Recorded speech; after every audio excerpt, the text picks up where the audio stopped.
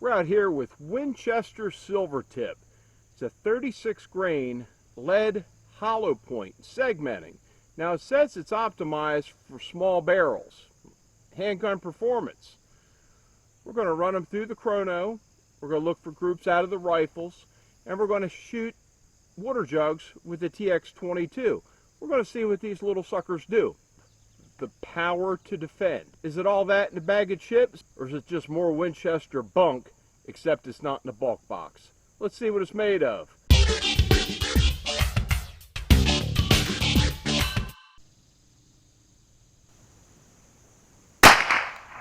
$12.45 on that first one. I forgot to mention that on the box this has a rating of 1060. It'll be interesting to see if that is because it's optimized for pistols. Let's find out.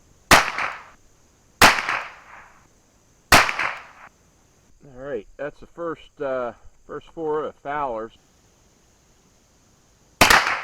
Interesting note about these, they have a thin rim thickness as compared to a lot of other rounds. A low of 0.335 to a high of 0.365, but they're much thinner than you would see with many other 22s. We'll see if it makes a difference in the 1022 and the CZ457. 1.39.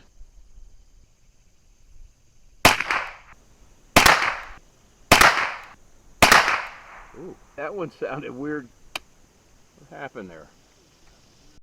1.55. That last one sounded off. Failure to feed.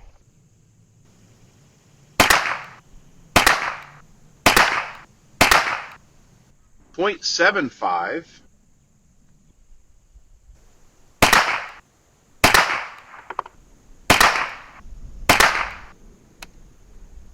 All right, we've got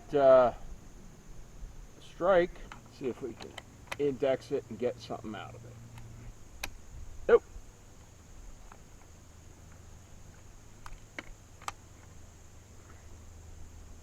Another one that's bad. 1.26. This is coming an adventure here, folks.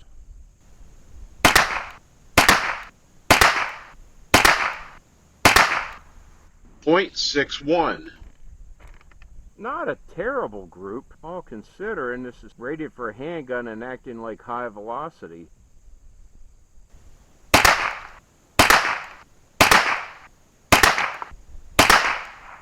.76.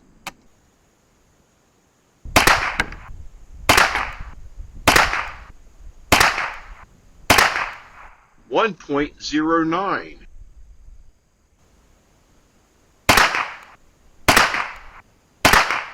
.95 for an overall group average of 1.17.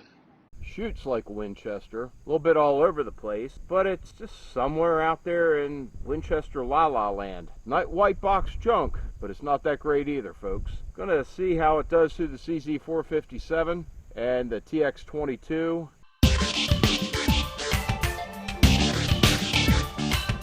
Alright, we got Winchester SilverTip 36 grain segmenting hollow point. We're going to see how it does out of the CZ457. 1022 wasn't great, but it wasn't as bad as other Winchester offerings, so let's see what we've got here. First four are going to be Fowler's.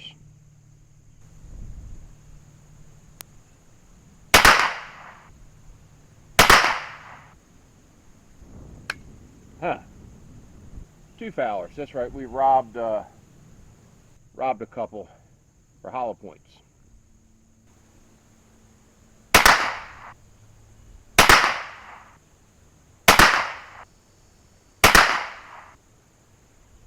.91.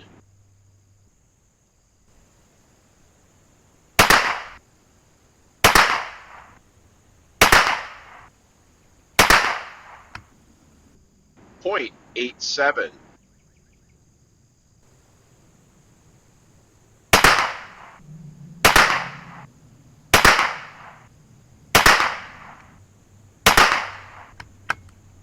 .88.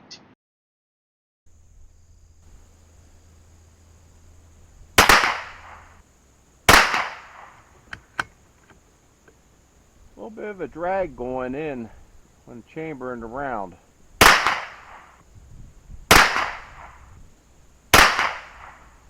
Wow. 0.38.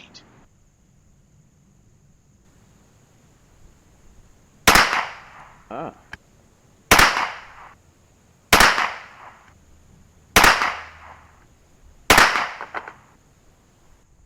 .77.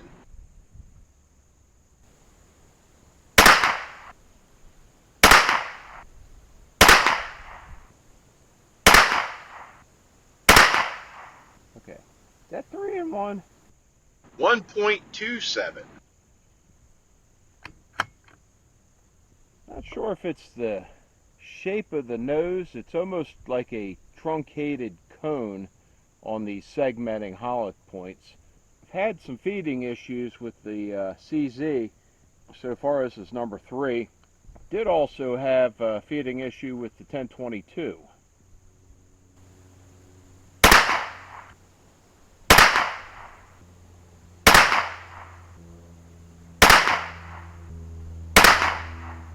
.85. Has moments of brilliance. I mean, it'll print 3-in-1 and then some random stuff.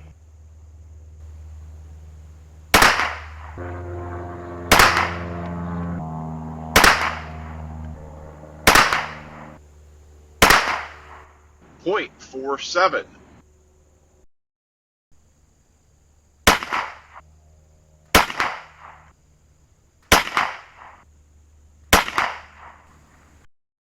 .90.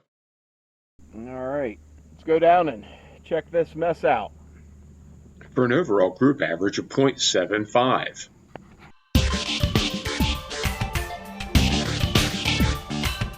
All right, we've got, I think we got 4 or 5 rounds, 5 rounds maybe, in here on the TX22. Let's see what we can do. We'll count how many hits, if any. 1,087. Now this says advertised as handgun velocity.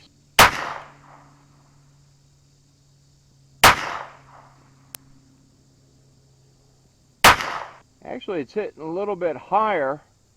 Huh. All right. Well, velocity of 1060. So we're exceeding that out of the 5 1/4 inch barrel of the TX22. No issues there.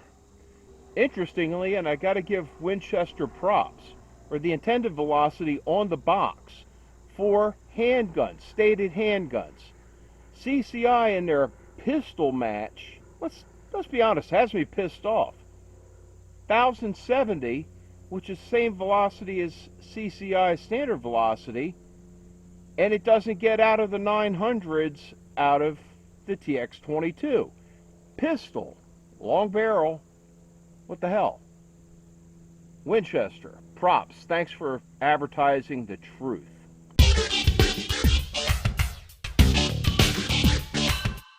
Rated at 1060, Winchester says this is optimized for handguns. Is it really? We've already seen CCI pistol match fall flat on the advertised with 10 to 15% less velocity than stated on the box. The 1022 had a high of 1260, a low of 1181, an average of 1224, an ES of 79, and a standard deviation of 20. On average, the 1022, which was 15% above the advertised, putting it in near high velocity territory. The same case with the CZ, hitting 1292, an average of 1264, an ES of 50 and an SD of 10. That's 19% above the advertised. The proof's in the pudding, and I appreciate Winchester's honesty in advertising. The TX22 had a high of 1126, a low of 1087, averaging 1113. All of these were 3 to 6% above the stated. That's pretty good and close to average considering that this is a longer barrel than most handguns.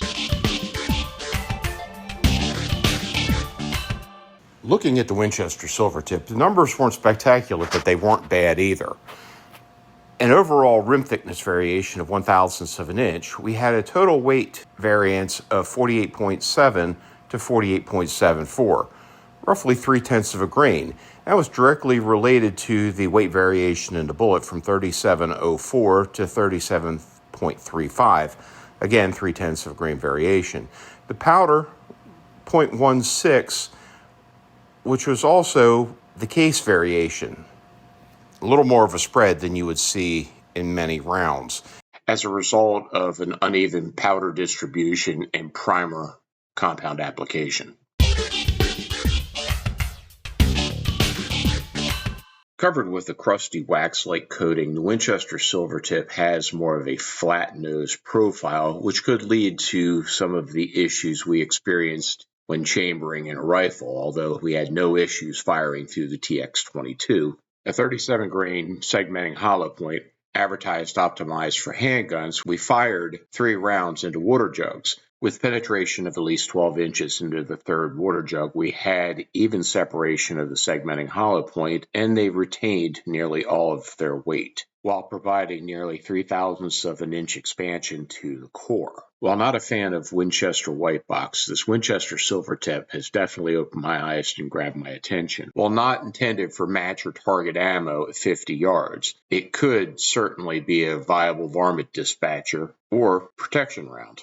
Is it good for an everyday carry if you're carrying a micro pocket pistol? That's a great question that we're going to delve into further once we have some ballistics gel. Would this work out of a 2-inch barrel from a pocket 22? What are your thoughts on Winchester SilverTip? Is it a viable defender? Let us know in the comments. Leave a comment. Let me know what ammo you'd like to see tested next. Do me a favor, take a moment and hit that like and subscribe. To all stations concerned, Crafty Fireman's 10-7.